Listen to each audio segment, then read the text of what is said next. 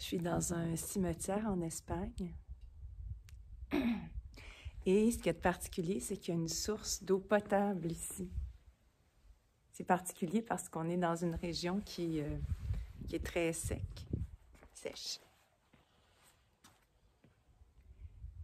Et moi, ça faisait mon affaire parce qu'en voyage, je cherche de l'eau potable. Et il m'est venu l'idée avec ce cimetière et puis cette eau potable, cette source d'eau potable, l'idée que symboliquement, quand on lâche prise puis on meurt à soi-même, et on revient à la source, on retrouve la source. Je suis dans un petit village, ça se trouve au nord de Murcia, dans l'est de l'Espagne, puis je me dirige vers le bas, vers le sud. Je suis dans une région, c'est ça, où il y a des montagnes.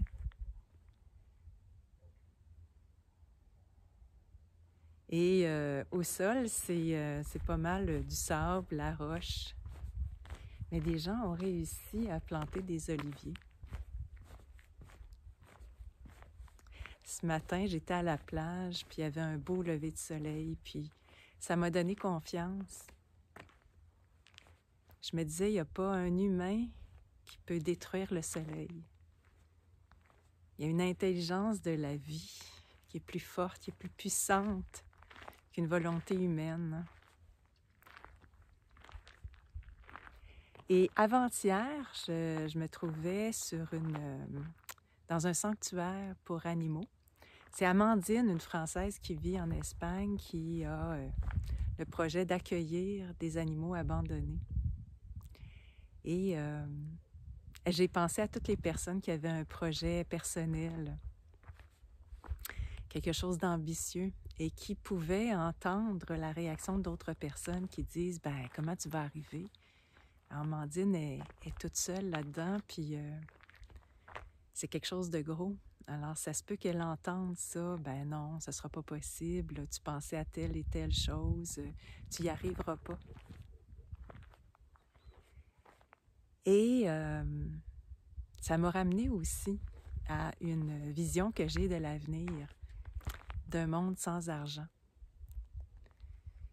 Et j'entends les mêmes réactions. Ben non, c'est pas possible. L'argent, on en a besoin. C'est pas mauvais l'argent, ça dépend comment on l'utilise. Et je me suis posé la question, mais d'où elle vient cette réaction? Qui commence souvent par « oui, mais ». Est-ce que vous pensez que c'est voulu qu'on réagisse comme ça en disant que c'est pas possible? C'est pas possible de se passer de nos chaînes. On y est habitué maintenant.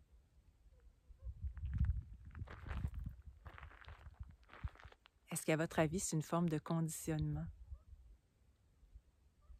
Et c'est voulu qu'on réagisse comme ça. Alors, imaginons qu'on est dans une transition. On part d'un monde qui est mené par l'argent. C'est l'instrument de manipulation principal.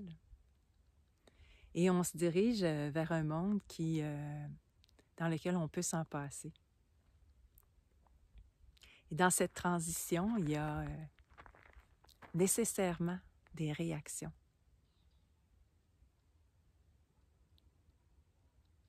Qui sont peut-être voulues par ceux qui dirigent le jeu de société. Je suis convaincue qu'on peut vivre sans argent, que le boulanger peut donner son pain gratuitement, que l'agriculteur peut donner sa farine au boulanger gratuitement, que le mécanicien peut aider l'agriculteur ou le boulanger et aller chercher son pain gratuitement.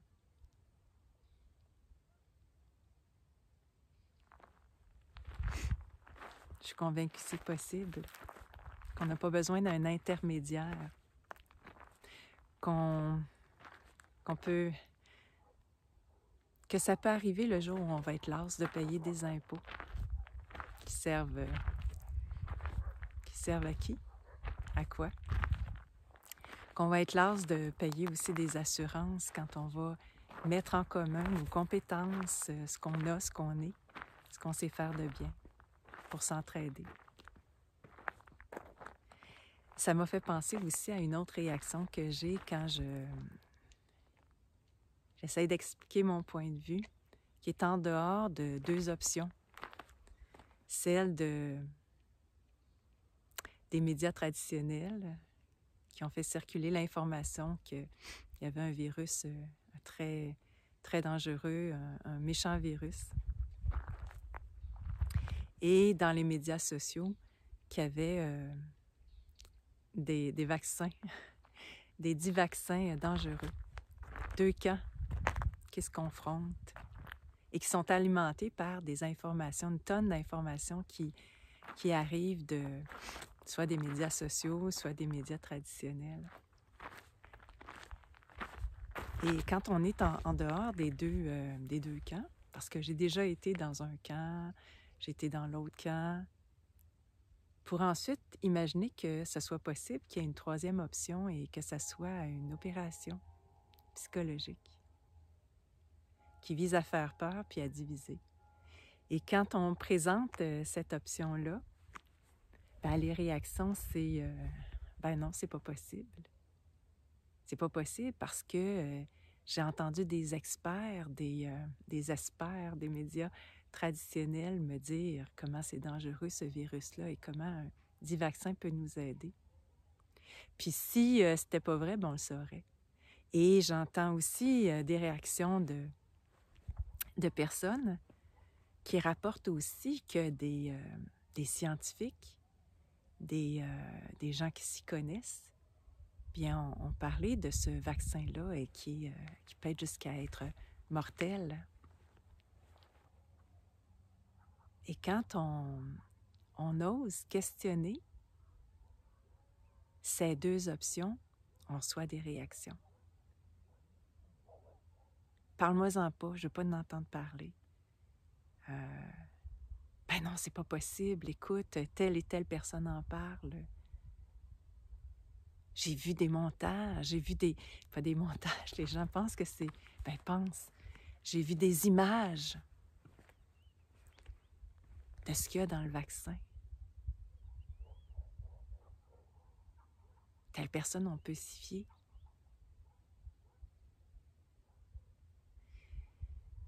Alors, proposer une autre option, c'est faire face à une résistance, des réactions. Et là, la question que j'ose poser, c'est est-ce que vous pensez que c'est voulu? Qu'on se situe dans un des deux camps? Qu'on soit des acteurs de cette division? Pensez-vous que ça fait vraiment leur affaire? Puis que ça serait une forme de conditionnement ou même d'hypnose nourrie par cette information? D'avoir vraiment du mal à s'ouvrir à la possibilité qu'il y ait autre chose.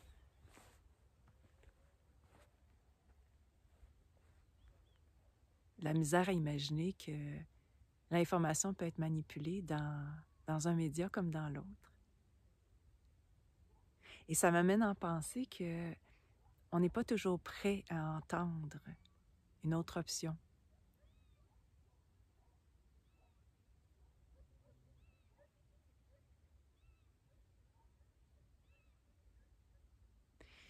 On n'est pas toujours prêt à réaliser que le mensonge est plus grand qu'on pense.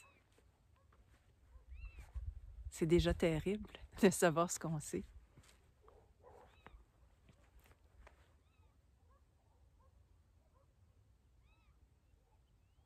Je pose tout de même la question. Est-ce possible qu'il y ait une opération psychologique en jeu qui vise essentiellement à nous diviser, à nous distraire, à nous faire peur, à éviter qu'on réalise que il y a quelque chose de plus grand, de plus fort, de plus important que le jeu de société. Et qu'il ne faudrait surtout pas qu'on le réalise.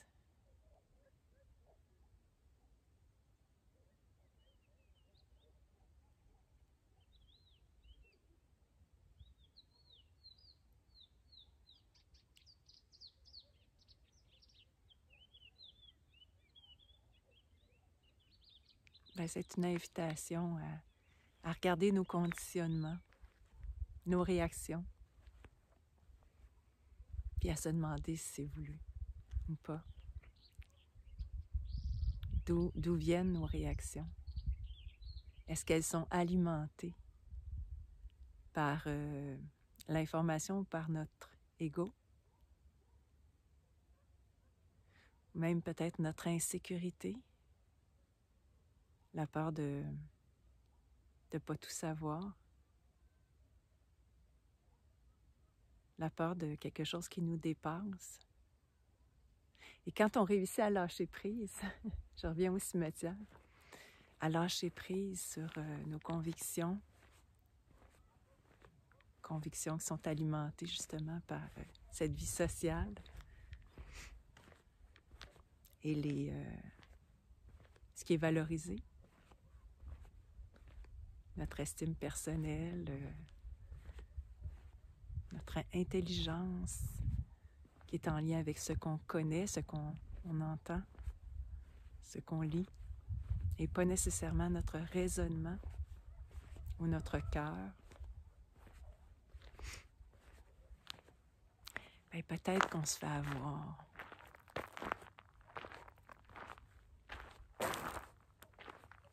Voilà.